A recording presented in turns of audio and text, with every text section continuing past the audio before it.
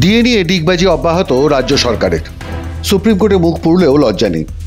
রাজ্য সরকারি কর্মচারীদের আন্দোলনের সময়ও একই রকম উদ্ধতভাবে রাজ্যের সরকার জানিয়ে দিয়েছিল বিপুল অঙ্কের মহার্ঘ ভাতা দিতে রাজি নয় রাজ্যের সরকার। সুপ্রিম কোর্টেও একই কথা জানালেন রাজ্য সরকারের আইনজীবী অভিষেক মানু সিংভি। যদিও এই যুক্তি শুনতে চাননি সুপ্রিম কোর্ট। 4 সপ্তাহের মধ্যে 25% ডিএ মেটানোর নির্দেশ দেওয়া হয়েছে রাজ্যকে।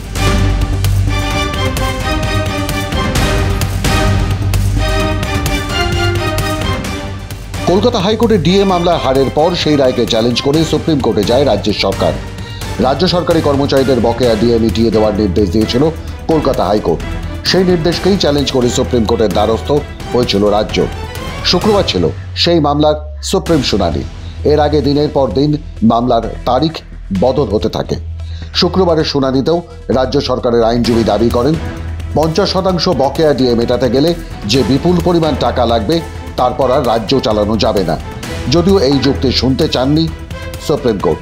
কড়া অবস্থান নিয়ে 2 বিচারপতির নির্দেশ, আগামী 4 সপ্তাহের মধ্যেই 25% ডিএ মেটাতে হবে কর্মচারীদের। এরপর অগাস্টে হবে ফের শুনানি।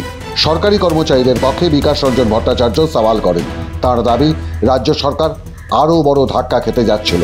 হয়তো গোটা মামলাটাই ডিসমিস করে দিতেন 2 বিচারপতি।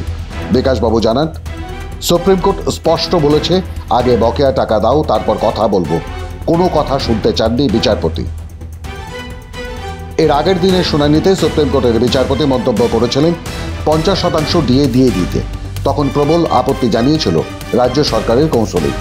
শুক্রবারের শুনানিতে স্পষ্ট সুপ্রিম নির্দেশ, 4 সপ্তাহের মধ্যে 25% ডিএ মেটাতে হবে রাজ্য সরকারি কর্মচারীদের। কলকাতা হাইকোর্টের রায়ের ওপরেও কোনো স্থগিতাদেশ দেওয়া হয়নি বলে জানিয়েছেন আইনজীবীরা।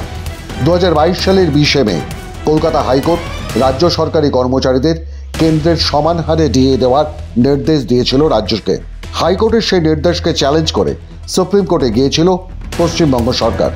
2022 সালের 20 মের পর 2025 সালের 16 মে, মাঝে কেটে গেছে 3 বছর।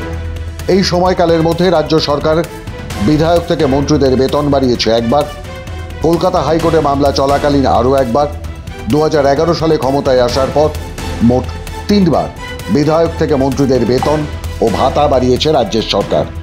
কিন্তু শিক্ষক থেকে শুরু করে রাজ্য সরকারি কর্মচারীদের ডিএ বা মহার্ঘ ভাতা দিতে আপত্তি সেই রাজ্য সরকারের।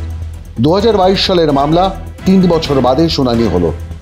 এর মধ্যে অনেক রাজ্য সরকারি কর্মচারী ডিএ না পেয়ে অবসর নিয়ে নিয়েছেন। অনেক রাজ্য সরকারি কর্মচারী মারাও গেছেন। যখন দেশের সব রাজ্য তাদের কর্মচারীদের কেন্দ্রীয় হারে ডিএ দিতে পারে, তখন পশ্চিমবঙ্গ সরকার কেন পারে না?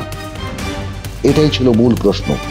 পারে না কারণ মমতা বন্দ্যোপাধ্যায়ের সরকার খয়রাতি করে ভোট কিনতে বেশি ব্যস্ত।